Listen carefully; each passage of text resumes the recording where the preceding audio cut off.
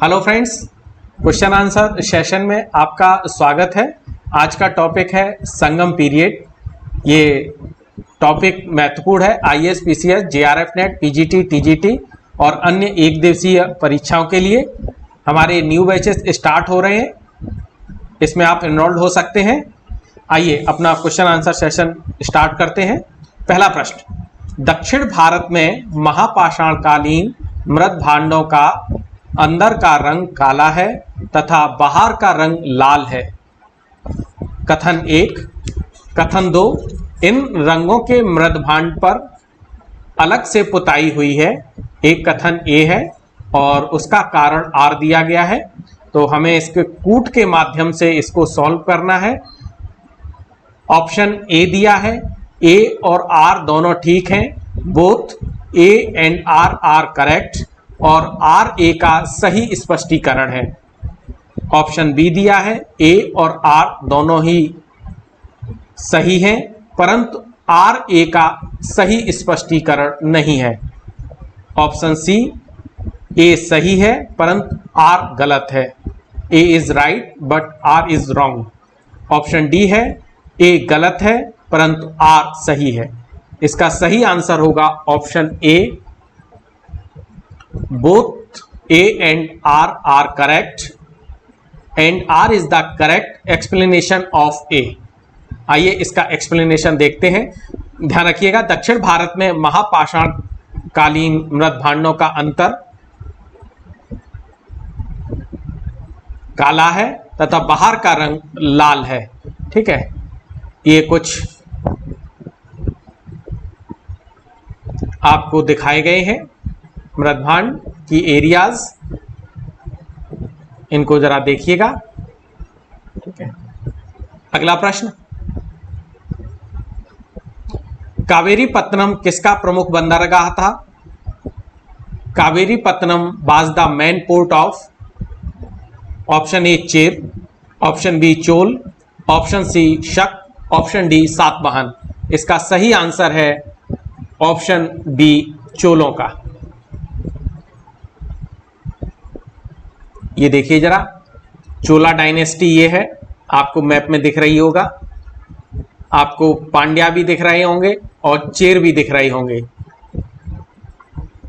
अब जरा इन लोगों का राजकीय चिन्ह देखते हैं। चोला का शेर या चीता है ये राजकीय चिन्ह, पांड्य का मछली है और चेरों का ये चिन्ह धनुष है।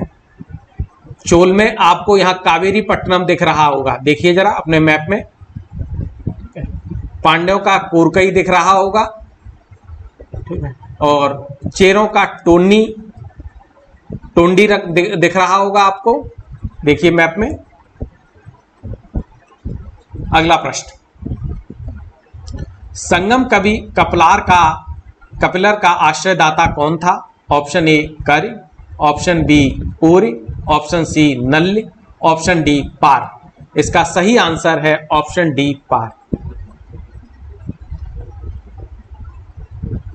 संगम साहित्य में आय और परि नामक दो शासकों का उल्लेख है जो छोटे शासक हैं, और ये बेल शासक हैं, और जिनकी प्रशंसा संगम के कवियों ने अपने ग्रंथों में की है। आय और परि दो छोटे बेल शासक हैं।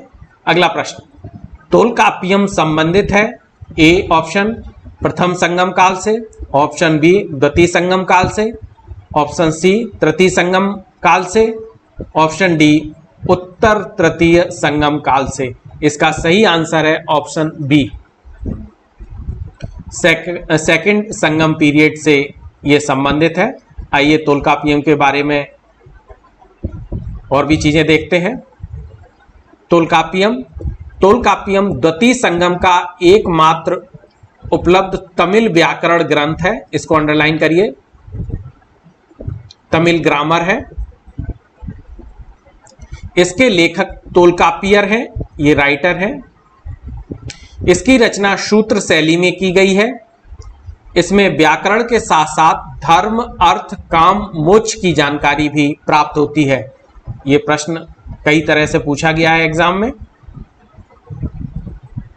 अगला प्रश्न, निम्नलिखित में से असत्य कथन छांटिए। ऑप्शन ए, संगम युग में दास प्रथा का अभाव था। ऑप्शन बी, संगम में गणकाओं की स्थिति अच्छी थी। ऑप्शन सी, सती प्रथा का प्रचलन नहीं था। ऑप्शन डी, गणकाओं को परतियर कहा जाता था। आपको प्रश्न को एक बार देखते हैं। ये असत्य, फॉल्स स्टेटमेंट हमको छांटना है, तो ऑप्शन ए पे विचार करते हैं। संगम युग में दास प्रथा का अभाव था, एकदम ठीक है।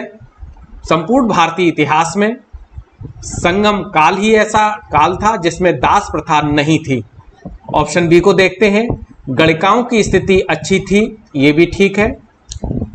ऑप्शन डी को देखते हैं, गणिकाओं को परतियर कहा जाता था, ये भी बात ठीक है, ये टर्मिनोलॉजी याद कर लीजिएगा। सती प्रथा का प्रचलन नहीं था, यही स्टेटमेंट गलत है, तो हमारा आंसर यही होगा। Option C is our correct answer, क्योंकि हमें प्रश्न में असत्य कथन को छांटना था, फॉल्स स्टेटमेंट को सेलेक्ट करना था, इस वजह से। अगला प्रश्न, संगम युगीन किस राज्य से व्यापारिक मंडल रोम सम्राट ऑगस्टस के दरबार में गया? ऑप्शन ए, चोल राज्य। ऑप्शन बी, पांड्य राज्य। ऑप्शन सी, चेर राज्य। Option D, all of above. इसका सही आंसर है ऑप्शन बी, पांड्य राज्य। इसकी व्याख्या जरा देखते हैं। पांड्य शासकों ने 25 BCE में भड़ौच या भृगुकच्छ या बैरिगाद से रोम को एक राजदूत वर्ग भेजा, जिसमें चीता, तीतर, सर्प, कछुआ, एक भिक्षु और एक भुजा विहीन लड़का था जो पैरों से बाण चला सकता था। यह राजदूत 21 BCE में ऑगस्टस के दरबार में पहुंचा। अगला प्रश्न, किस दक्षिण भारतीय राज्य में उत्तम ग्राम प्रशासन था? Option A, Chera. Option B, Chalukya. Option C, Chola. Option D, Vatapi. इसका सही आंसर होगा ऑप्शन सी, चोल। उत्तम ग्राम प्रशासन का अर्थ होता है जिसमें ग्राम का या विलेज का एडमिनिस्ट्रेशन बहुत अच्छा हो। बेस्ट विलेज एडमिनिस्ट्रेशन की बात कर रहा है ये प्रश्न। अगला प्रश्न, इतिहास में चोल शासक किस प्रकार के प्रशासन के लिए प्रसिद्ध थे? ऑप्शन ए, केंद्रीय। ऑप्शन बी, नगरीय। ऑप्शन सी, प्रांतीय प्रोविंशियल। ऑप्शन डी, ग्राम प्रशासन। इसका सही आंसर होगा option D, village administration. Chola शासक ग्राम प्रशासन के लिए बड़े फेमस थे। अगला प्रश्न, सिलप्पाधिकारम में किस पांड्य शासक का उल्लेख है? Option A, Nedunjeliyan. Option B, इनरुम-पोरे। Option C, Senguttuvan. Option D, Karikala. इसका सही आंसर है ऑप्शन ए, नेडुल-जेलियन।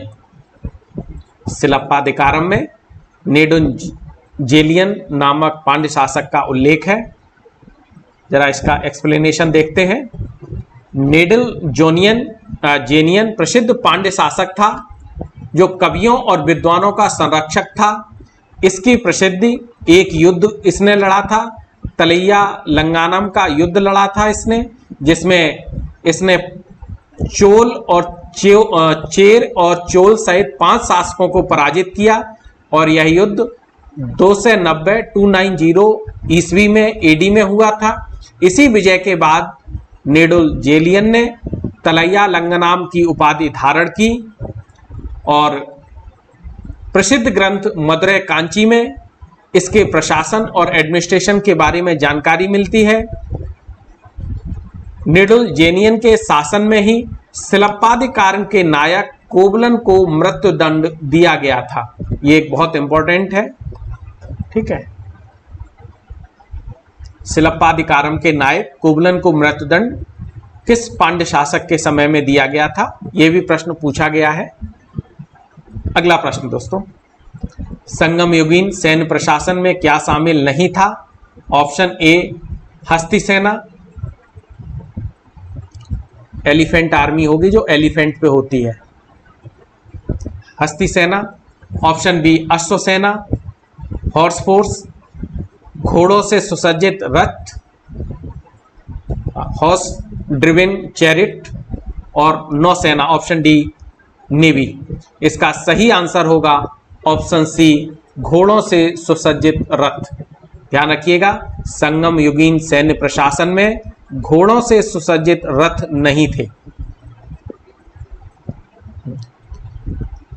अगला प्रश्न, संगमकालीन किस शासक को लाल चेर की उपाधि दी गई है?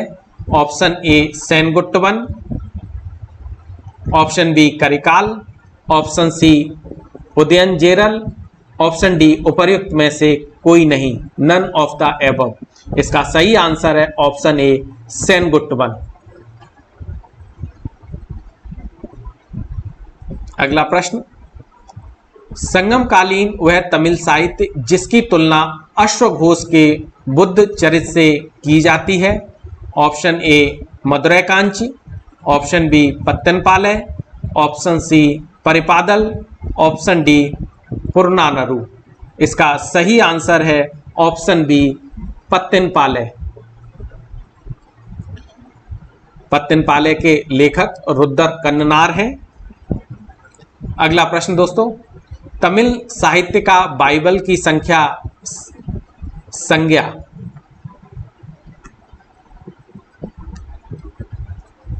तमिल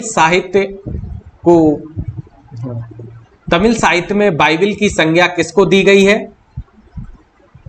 या तमिल साहित्य में का बाइबल किसको कहा गया है?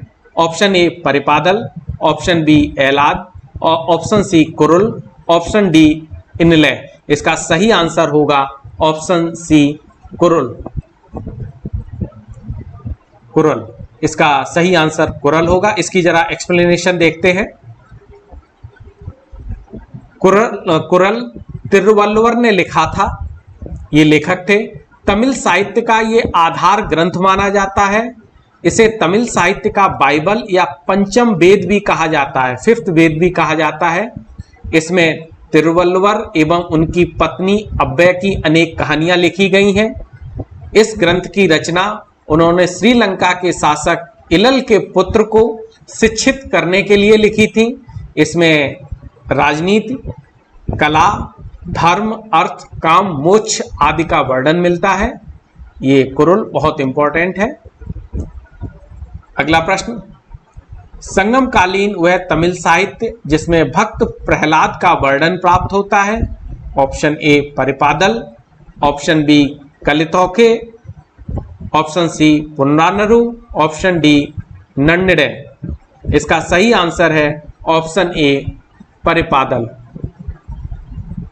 संगमकालीन यह तमिल साहित्य है जिसमें भक्त प्रहलाद का वर्णन मिलता है। हाँ, ऑप्शन ए परिपादल। अगला प्रश्न, संगम काल में बेलन का तात्पर्य था? ऑप्शन ए स्वर्ण के बेलनों से, ऑप्शन बी पाषाण उपकरणों से, ऑप्शन सी मुर्गन स्वामी से, ऑप्शन डी उपर्युक्त में से कोई नहीं, नन ऑफ द एबव। इसका सही आंसर है ऑप्शन सी मुर्गन स्वामी से।